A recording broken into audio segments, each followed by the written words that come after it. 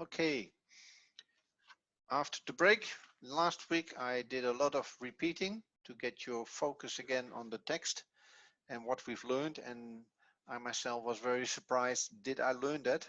Wow, I forgot it already. But it's okay, no problems. We continue, and I hope you will always also be continue with me. It helps. It's an encouragement that you are all here. Um, we do chapter 7, and chapter 7 is the first chapter where what we did in the first 6 chapters was basically how Hebrew letters and the elements of words are being used and what changes. So we did a lot of stuff by first learning how to write the words, then to understand the letters, and then understand that there are categories of letters. Uh, there are Begat Kafat letters, there are coal mine letters, and there are different groups of letters, the gutturals and Reish. And all these letters have different functions and different characters and change when something changes in the sentence. When an article is added or an inseparable preposition is added. So in Hebrew we have the essence of the word and then something comes before it or it goes after it. In chapter 7, so actually the first 6 chapters is just the beginning, and chapter 7 we now start with morphology and syntax, and our friend Charles is going to explain what the difference is between morphology and syntax, and then we have quite a long session of 40 minutes about the noun, and we did this already, so it's a repetition or a rehearsal or whatever you call that in English. So let's listen to our friend. Optimize for screen sharing. Number 1. Share. Can everybody see this? Can you hear something? Some definitions. Yeah, you can hear it? Okay. This is the definitions, morphology and syntax. This module marks the move into some new material, new type of material. Up till now we've been looking at letters and their sounds, things like consonants and their final forms, vowels, short vowels, long vowels, historically long, the maters.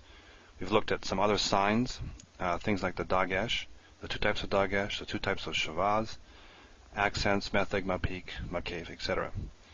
Now we're going to move into morphology and syntax. And I just wanted to define these so it's clear in your mind what they are, and so when I use the words, I know that you know what I'm talking about. Morphology is word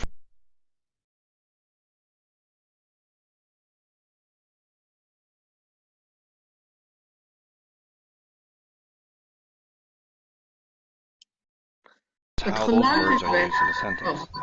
A lot of what we're going to do in the next many modules is looking at morphology. We'll get some syntax as we go, but the bulk of it will be morphology. And we're going to look at nouns, we're going to look at pronouns and verbs, primarily those 3 groups. Less nouns than verbs. We'll look at verbs as we go on. We'll get more into verbs, and that'll be a big part of first year Hebrew is getting a hold of Hebrew verbs. Pronouns are also important. We'll see some pronouns that stand by themselves, but we'll also see pronouns that attach as suffixes to nouns and to verbs. And so we'll keep coming back to pronouns. And also we'll come back to some of the things we've already dealt with, things like the inseparable preposition and what happens when you tack these things onto articles and etc. So we're moving into morphology, which is word formation, and syntax, or at least a little bit of syntax, which is how the words are used in a sentence formation.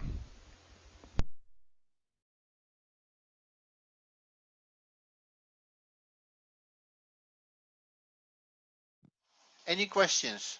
I had myself muted. Any questions about this? Morphology is how words are formed, and syntax is about how sentences are formed. We just did this in the Dutch grammar lesson when you change the time or you make a question out of a sentence, then the form of the position of the words in the sentence change. So that is sentence formation, but word formation has to do with nouns, pronouns en verbs. Dus zelfstandig naamwoorden, voornaamwoorden en werkwoorden voor de Dutchies. Any questions? No. Dan doe ik a new share and we go to the longer session. It's about the noun.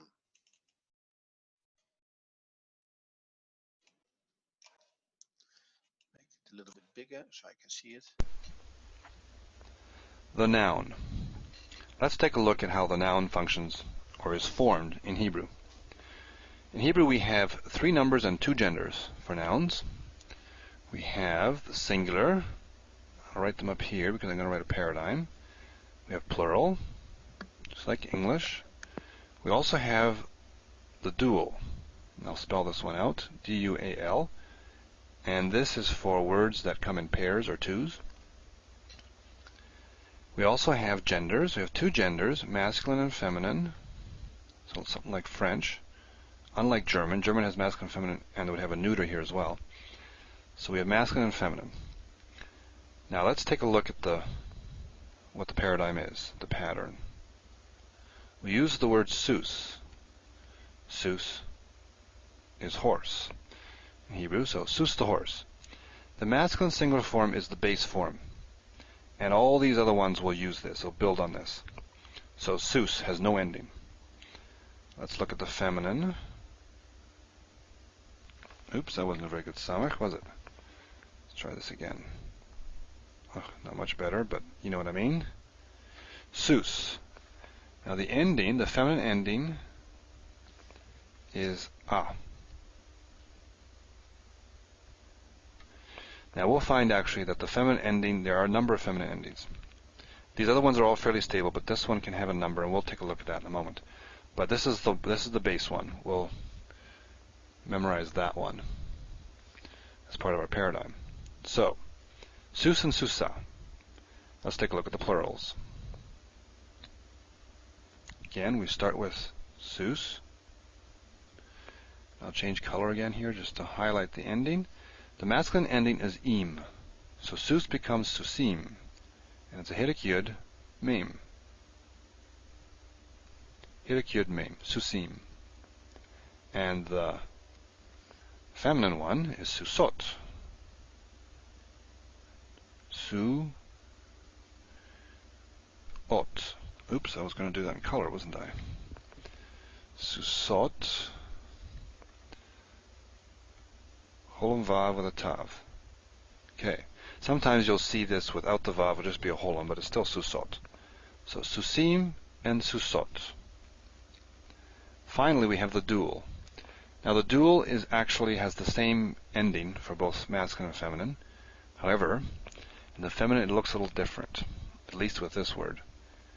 And I'll explain why in a second. But let's look first at the masculine. Give ourselves plenty of room, just a bit longer. So sus becomes susim in the plural, and susayim. Susayim.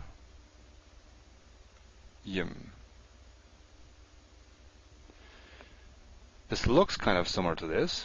It's got this part looks similar, but the hidik is before the yud here, and here it's under. And what's happening here is this is the hidik yud. The yud here is a vowel. Here it's a consonant. And we know that because there's a vowel under it. So this is a, yim, and this is im. So don't get those two confused. Susim and susayim. Okay, now let us write down the feminine dual. It is su, and I'll change here.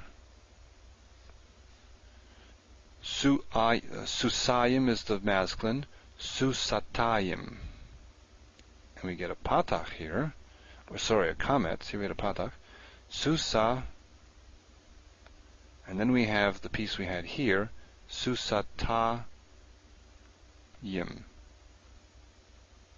Okay, this part is the same, ayim and ayim on the end, but here we have this at. Where did that come from? Well, what this is this. So the feminine dual builds on the feminine singular. Now, if we were simply to add the dual ending to this here, if we left this a hey, that's the only difference here. If we left this a hey, then we'd have two vowels together. It would be pronounced something like susa'ayim. Now we know that Hebrew doesn't like two vowels together, double vowels. Double consonants are fine, but not double vowels. And so you'll find, and we'll see this as we move through Hebrew, that if you have a final hey on a word, like this, a final hey, and you add something on the end, the hey will tend to either drop or it will change into a tav. Here it changes into a tav, so we have susatayim. So it's still the same ending. The dual ending is here and here, but the ending of the feminine has changed a little bit. Okay. Now, what else do I want to say about this? I guess the important thing here to say is this is something to memorize. Let me put a little M here.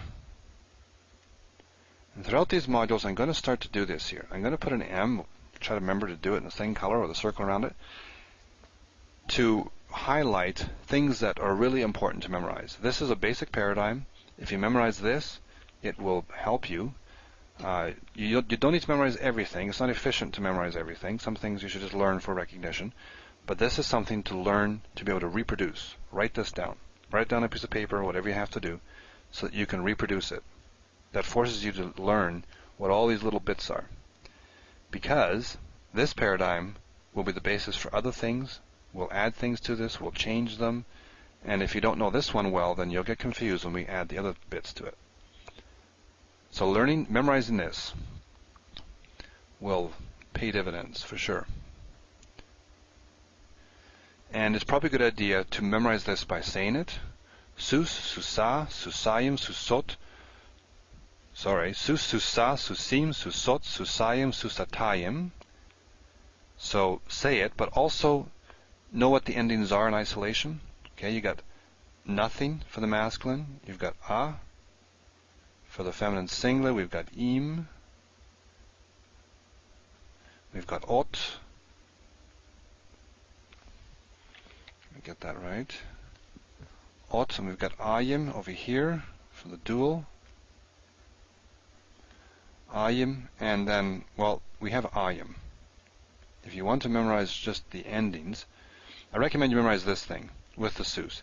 If you want just the endings, this is what they are.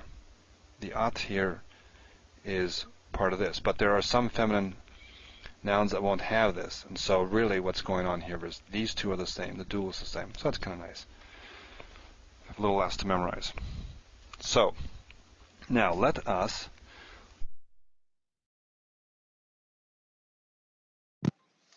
Okay, this is the first half.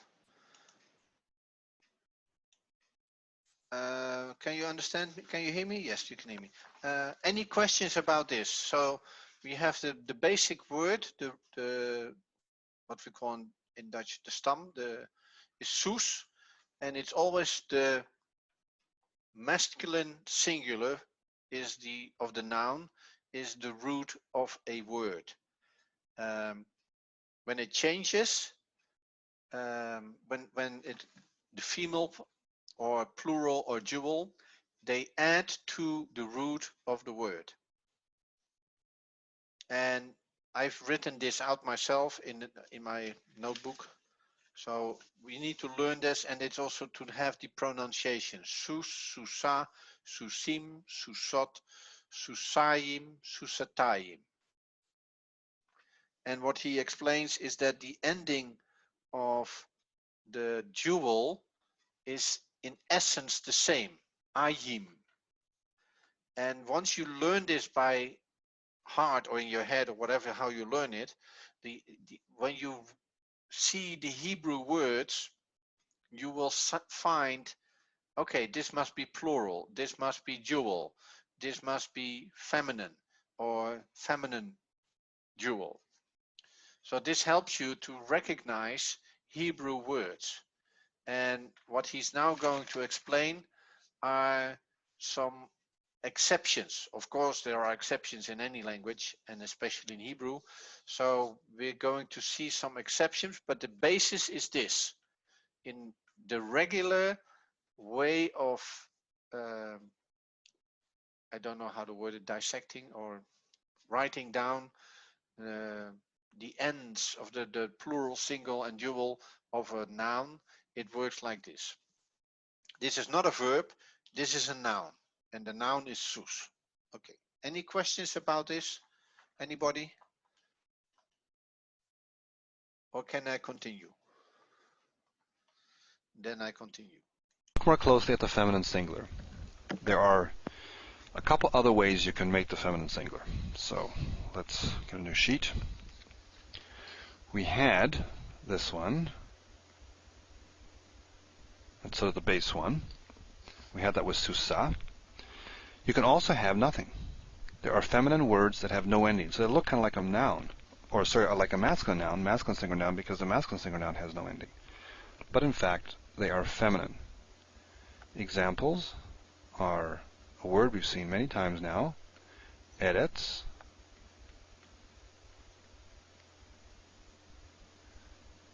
Eretz is feminine. Aim is feminine. Aim means mother. Eretz is land or earth. Aim is mother, and that is feminine, understandably. But it has no ending. It's just no ending. A couple other ones. We have yad, just as examples. Yad means hand, and up here I'll write another one. Regel. Regel means foot, or possibly leg. Regel. Now these are body parts here. Paired body parts, eyes, legs, feet, whatever, hands, they tend to be feminine, just as a little bit of useful information. So we have the ending. We have no ending as a possibility for feminine singular nouns. That's what we're talking about here. And the third possibility is the ta. Now that shouldn't be surprising. Remember, changed to at. Well, sometimes you can just have feminine words that end with tav. Example of that would be brit. Let's see, how do I spell this? Berit. Berit. That's a yud. Berit. And berit means covenant. Or another example would be bat.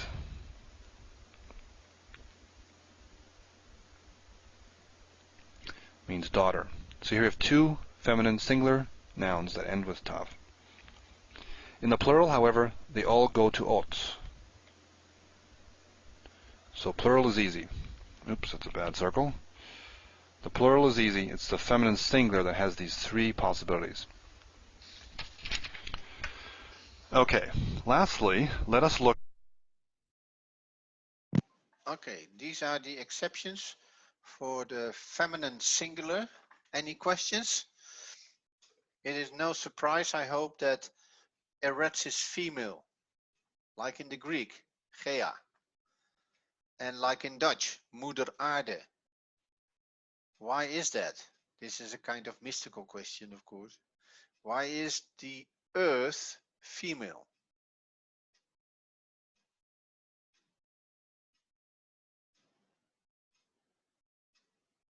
She gives life. She gives life to what?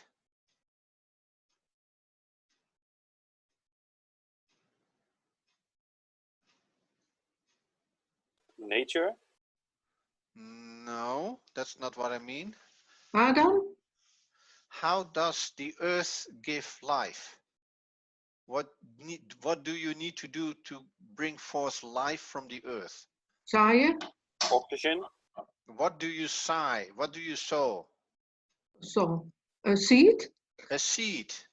Now you understand it. You put a seed in the earth and the earth brings forth fruit. And the same is true for human beings. It's the seed that goes in the female and it brings forth fruit. That's the principle. That's why the earth, eretz, is female. Easy, eh? So why is a covenant female?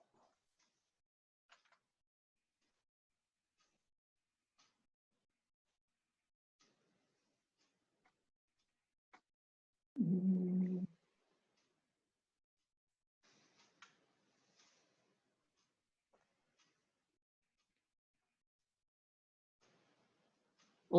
omdat God daarin zaait? Of dat iemand daarin zaait? Think about what Oh. God said about man and woman. The two shall become One? one. And they make a covenant to seal that oneness. So again, it's the man that takes the woman. So the female action is to bring together.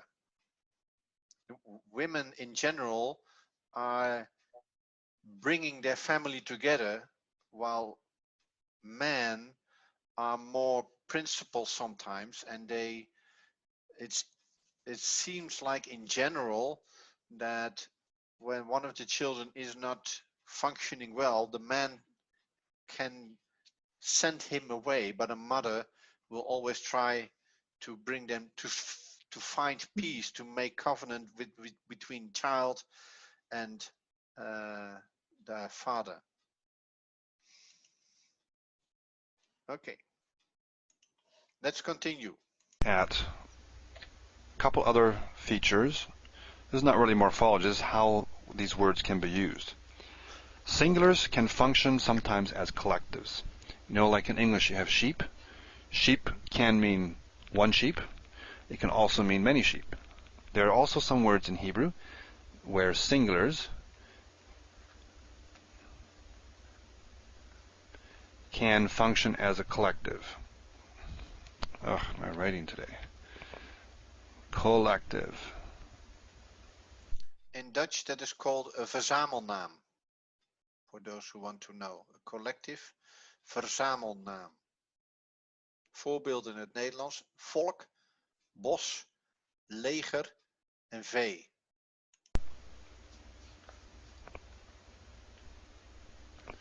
And an example of that, a couple of them here, is one is Of. Of means bird or birds. Behema. Be. He. It's a name. Behema. That can mean beast or beasts in the plural. And I'll give one more example, and that's eitz. That means tree, but it can also mean trees. So bird, beast, tree can be used also as a collective. And just by way of review, notice these here are two feminine nouns that have no endings. Not an ending. This one has the basic ending. So singulars can act as collectives. Conversely, plurals can act as singulars, or can mean something singular. So plurals can function as a singular. And the classic example of this is Elohim. So we have Lo Him. So we know this is plural, right? It looks like a masculine plural word. We have the im ending here. This can mean, it can mean gods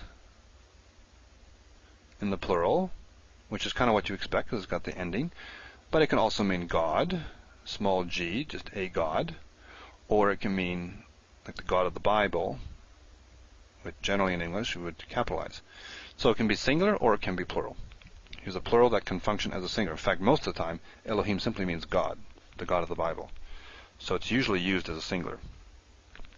Another example would be damim. Dam is blood, and damim,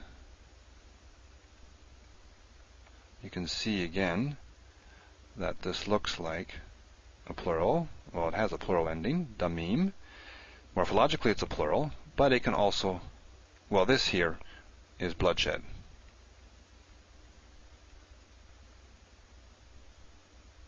Okay.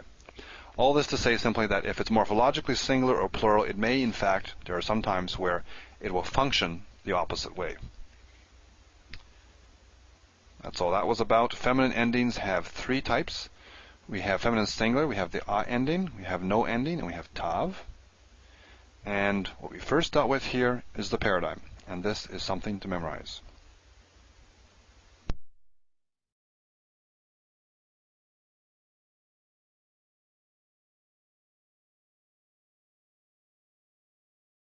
Je staat uit, Ronald. I'm on again. Yeah.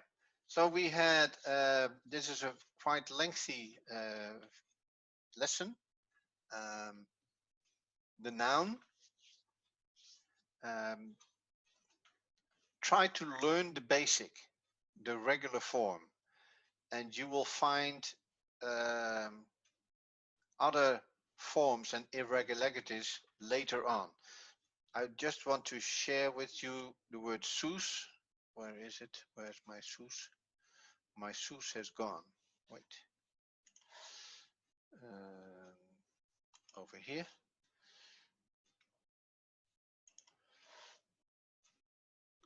Now go back. Yeah. Okay. Here you can see. Let's make it a little bit bigger. I hope you can see it still. Oh. Yes. So we have Hebrew words. Strong's Hebrew, a horse, and let's go a little bit down. And this is the word we're looking for. So you have a horse, soos, and they have the same strong number. So this is the word soos, and it's translated as a horse. And what you see over here to the right are how the word is found in Hebrew. And it's talking about a horse, horseback, horseman, and horses in 100 times it's horses. And you see here hasus, hasusim, kasus. So now you know your inseparable preposition. What do you think that kasus mean? Anybody? Le, be en que?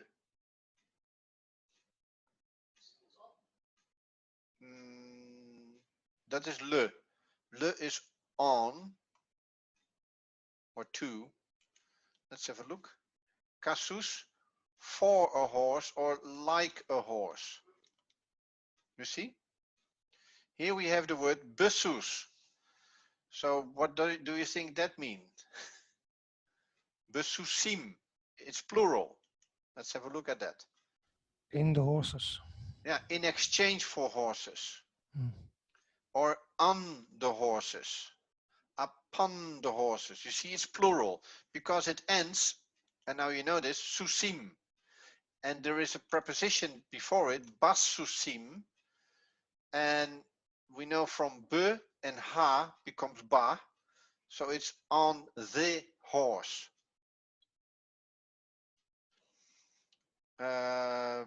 Hasus is the horse. You know, the article ha. But it's interesting that you see it's plural. And why that is, I don't know. But it's there. And here is and the horse. Hasus, it's singular. And the horse. So you can find in Bible Hub, you find all these ways the word sus. So vesusim, I think it means and horses. Plural. Lasusim, for the horses.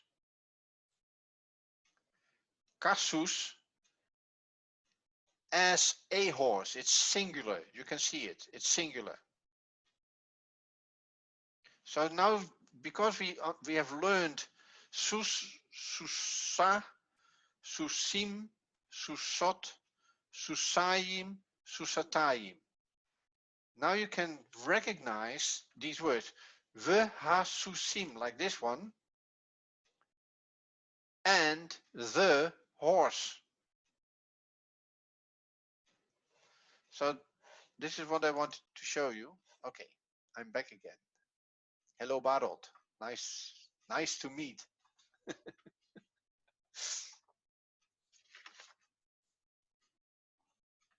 We go now to lesson 3, and that's the gender flip. Gender flip is also very interesting. Let's have a look. Gender flip. There we are. Gender flip in plural. Here I want to look at what happens to some very common words when they go into the plural. In the last module, we looked at how nouns in Hebrew have two genders, masculine and feminine. And for most nouns, there's no clear reason as to why it is one or the other. Why is of, meaning bird? Why is that feminine? Who knows? But for some words, it's pretty clear. Father is obviously masculine, mother is feminine, man and woman. Those are clear. And yet in those particular ones, or 3 of them anyway, you have a weird behavior in the plural. So let me write that down just to highlight this. Av is father. So here's our singular column. And Aim is mother. Okay, try and get everything on here. Ish is man, and Isha, Isha, we have a Dagesh forte in the sheen here. Isha is feminine, so man and woman. Father, mother, man, woman. So here's the singular column, no problem. And even here in the singular we see it has the a ending, so everything's behaving quite nicely. Now what happens when we go into the plural? Av, does it become avim? In fact, it doesn't. It becomes avot.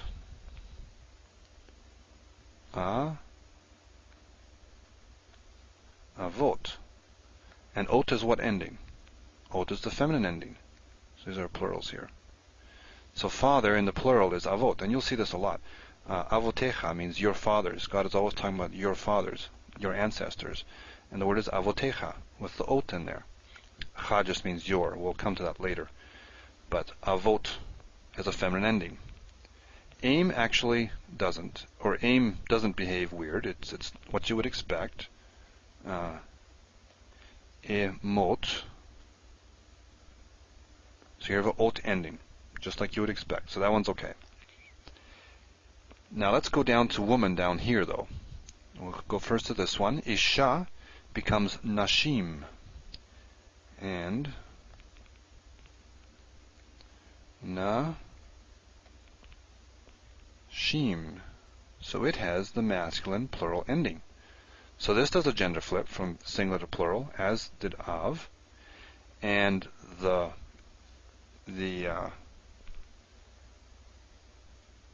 this one here, man, plural, min, is anashim.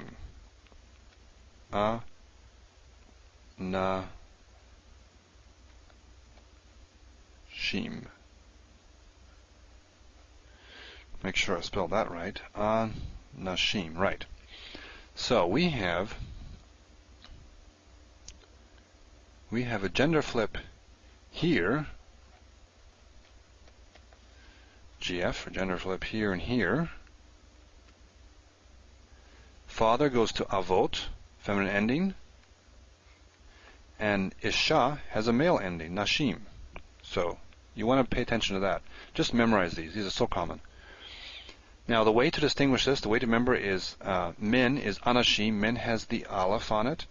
And if you don't have the aleph, then it's woman or women. So because besides that, these are the same. Anashim, nashim. So if you ever go to Israel and you need to use the washroom, make sure you have these straight. If you're male, look for that aleph there. And this one is normal. Av goes to avot. So a couple of weird things. And it's common in language in general, languages across the board, that it is the most common words that will be irregular. So it's not surprising that Av and Im and Isha are doing some different things here.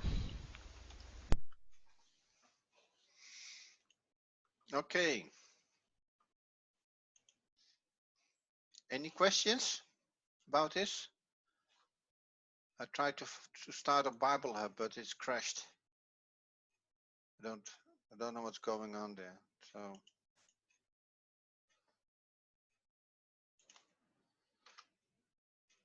the site works, but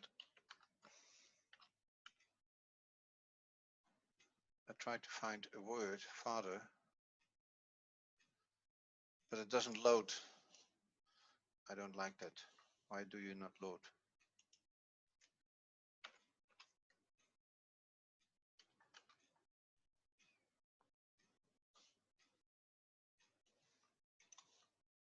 My demand is too demanding. Okay.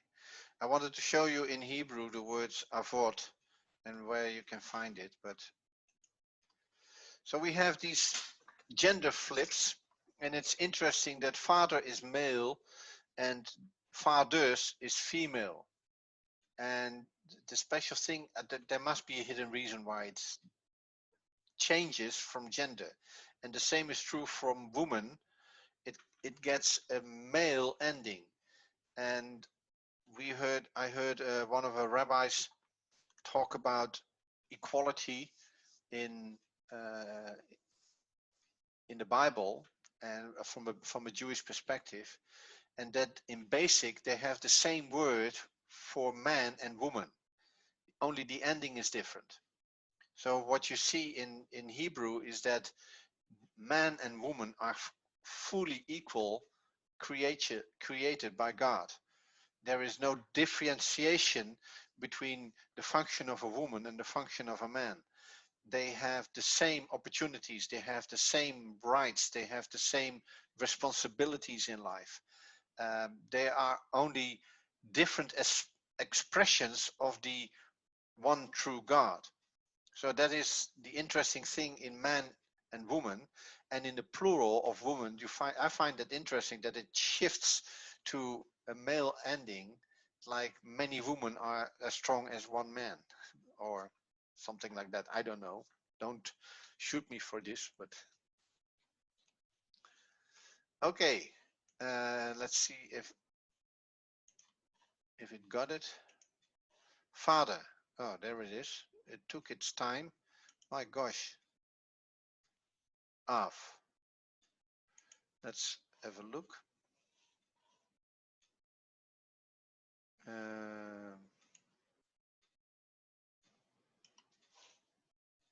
I don't understand. Yep, here we are. I want to share this with you. Share, where's my share screen? There we go. Interesting that the first word in Strong's, number 1, is Av. Here you see the, let's make it a little bit bigger. Here you see the word Av in Hebrew. Now let's find out the word fathers. And you can see fathers, and that's not plural, that's singular. The word father itself comes 571, but the plural, where's the plural? Over here, 333. So let's see if we can find how it's written. Here it is. Avot, there we are. Fathers. So avot is the plural of father. And you can see be, le, que. You see the inseparable prepositions connecting to the word father. this is va. It's a preposition saying and. We abi, it surely must mean and the Father. Look, and the Father. So now we understand we avi, that and the Father, and why the I is on the end. I don't know. That's what we're going to learn. But it's interesting to see that with the basic of the 6 chapters, we already see we can differentiate when we see at the Strong's Concordance what the word means and how it's built up. And that is interesting. So le abi or le abotam should be like a father, to their father, upon not to their fathers, not ke is like. To unto their fathers, it's plural. Okay. We have 15 minutes to go. Any questions about this? This was gender flip. So some Hebrew words are male in singular, but female in plural. And some are female in singular, but male in plural. Interesting. Let's go to the last lesson for today. And it's called jewels. And jewels is always about pairs. 2 horses, 2 eyes, 2 nose, nostrils, 2 ears, 2 hands, 2 feet. So most of your body parts are jewels. I don't know if we have it in English or Dutch, but we have only singular and plural, but we don't know jewels. But in Hebrew, you have jewels. When there is a set of 2, you have a jewel. And the ending of a word that is in jewel is susayim. So it's ayim is the ending for a jewel. Susatayim is the female ending for a jewel. So let's see how these jewels function and what kind of jewels there are. And it's not a jewel like in fighting. It's a jewel in numbers. The noun, we had a noun. Waar ik dan... Oh. The duel. Okay, question, always question times. Nee, ik zei, maar dan ben ik dus benieuwd. Als je een paardje hebt. Een paardje van een paard. Dus een merrie en een hengst. Wat wordt het dan? I don't know. She's asking, what do you do when you have a female and a male horse together? I don't know. Maybe we'll learn it someday. The duel. I wanted to look at the duel because it's something we don't have in English, and it's kind of fun. Not every Hebrew word, every Hebrew noun has a dual form, but there's some categories of Hebrew words that do, and let's take a look at those. Our first category are paired body parts. So body parts in twos. Things like eyes. So we have a nayim. So here we see the dual ending, the ayim ending here, and that's because we have 2 eyes. Now, what about a word like af? Af is nose, and it exists in the dual as well. And it is a payim. So here we have a dual ending on nose. So does it mean we have 2 noses? I think it means nostrils, 2 nostrils. Incidentally, af is often also used to mean anger. A person's face gets, or a person's nose gets red, so anger, it's used as an expression of anger. And it can also stand for the whole face. Payim can mean someone's face. Do we understand why? Why is the apanayim also a word that expresses the full face? Anybody? What word is there hidden that means face?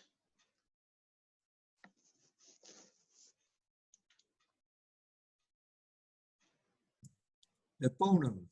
Yeah, panim. Yeah. Panim means face. Pene is face. Mergefet al pene tehom. And the Spirit of God hovered over the face of the earth.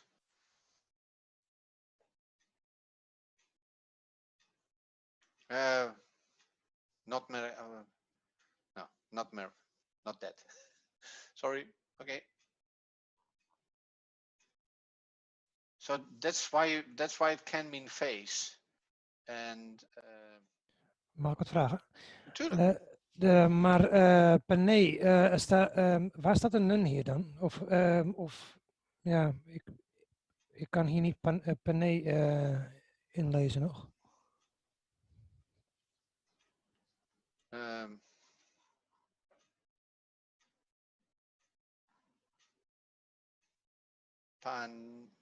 Pene. You see the noon, but it's payim and pene are, I don't know, pene. How do you spell it? Like this? Pene. Pene and panim. Faces. So payim and panim are closely linked together. So this part over here, you can see almost the word panim. It's payim and panim. That's why I think apanyim, which means nostrils, but also your complete face. That's what he means to say. Okay, thanks. Good question. Always love to hear questions.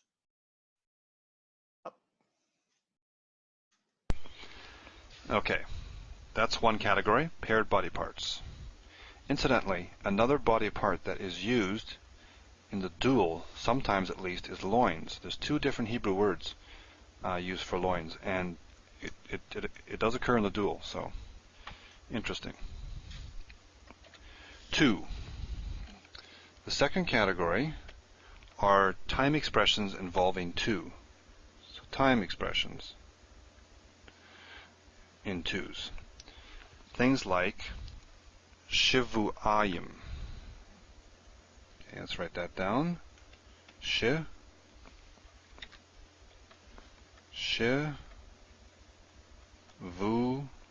and how does it go here? Ayin. Shivu'ayim. Supposed to be a yud there. Sheva is 7. Shivu'ayim is 2 sets of 7, so 2 weeks. Now, in the Hebrew Bible, 7 is very fundamental. Is very fundamental to the conception of time. You have 6 days of work and a Shabbat.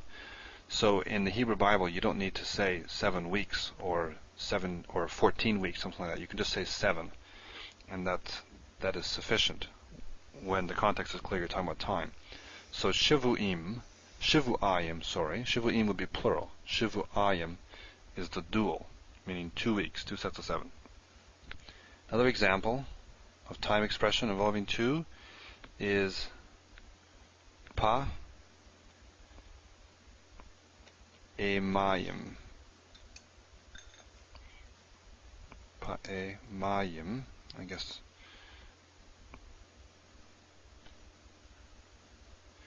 Pa'emayim, pa'am means time, as in how many times you do something. Pa'emayim is twice, 2 times. So, time expressions involving 2 are also places where you find the dual. The third place are numbers involving 2. So, numbers. I guess we could have started with that. That's the most obvious. So, we look at a word. The word for 2 itself is shnayim.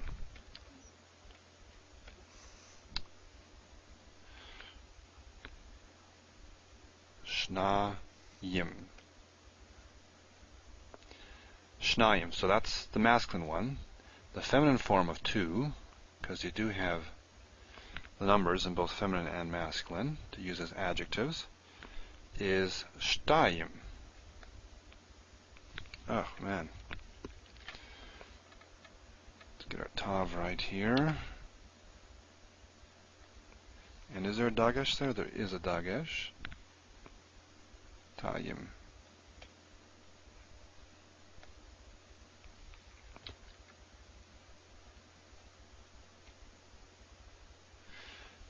Shnayim, Shtayim. And this looks a bit like Sus, right? Sus, remember, had a tav there? And tav is associated with feminine forms. Now this didn't come from a, like it did with Sus, but nonetheless, Shnayim, Shtayim, you can see how this is feminine. Another example of number involving two is ma. Here we have an aleph. Ma'atayim. Sorry, ma-tayim.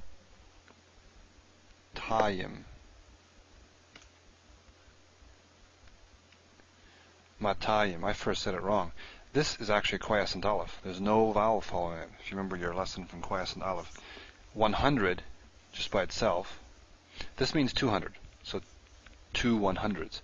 100 by itself is me'ah.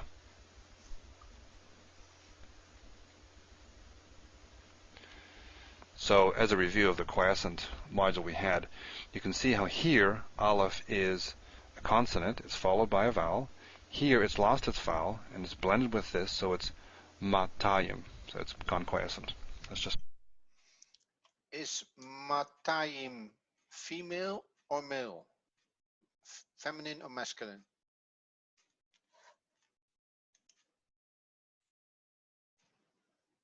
Feminine dual. Why? Good answer. Why?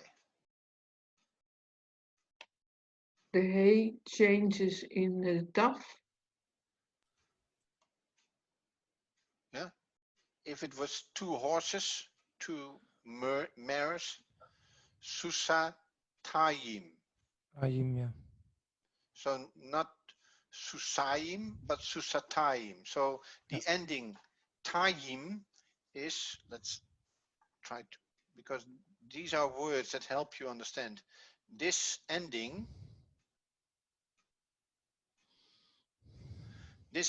is female dual. Taf, patach, yod, girek, mem.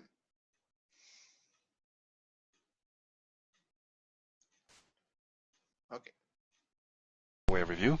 So numbers. Numbers that involve 2 can occur in the dual. It's a third category. Or fourth is place names.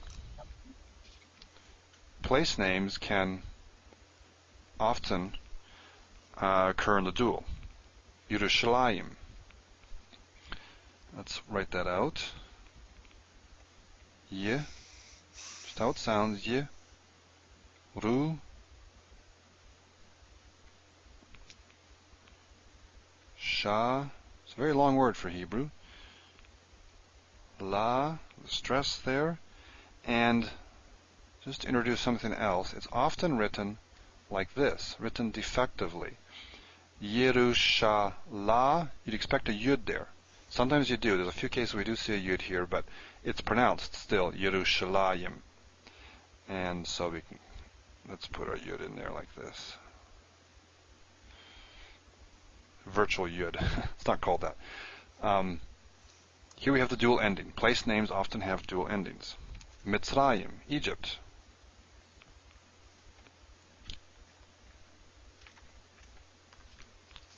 Mitzrayim.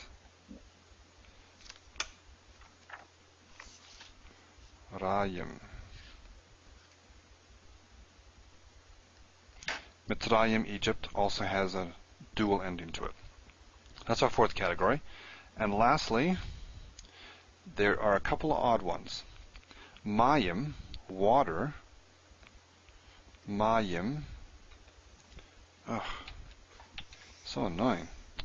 It's streaking all over the place. Mayim. Mayim is water. It's in a dual. Who knows why? Stress is here, incidentally. And a related word, at least in sound, and maybe other ways. Maybe there's reasons why these words are related. Shamayim, heavens or heaven. Shamayim.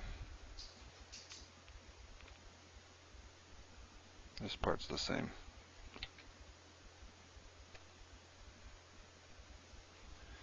So these are odd. Mayim, Shamayim, why they're in the dual, I don't know.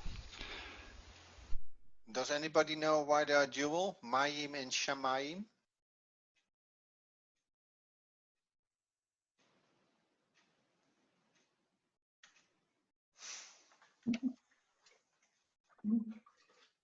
Try. Yes, Anki? Waters above and under the earth. Yeah. Waters above and waters below. Yeah. Many waters.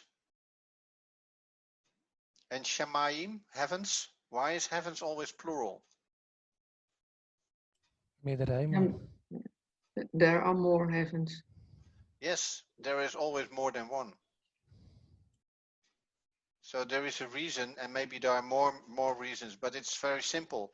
Water is not, it's divided and it's pre-creation. Water is pre-creation. Before God started, there was water. There was also blood.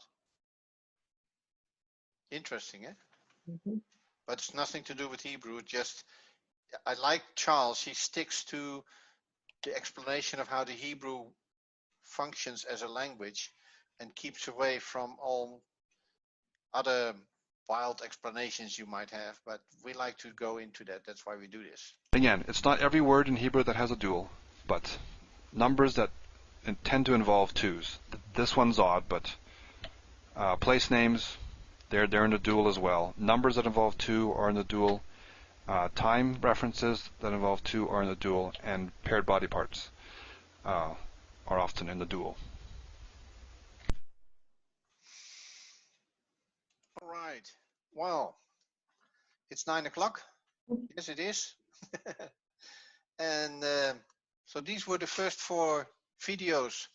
And if you follow the book, you will see that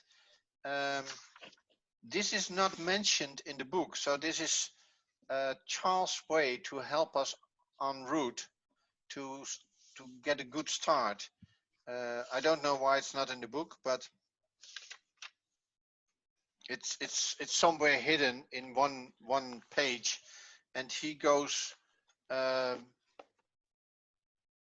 He has, in these 4 lessons, he talked about one page.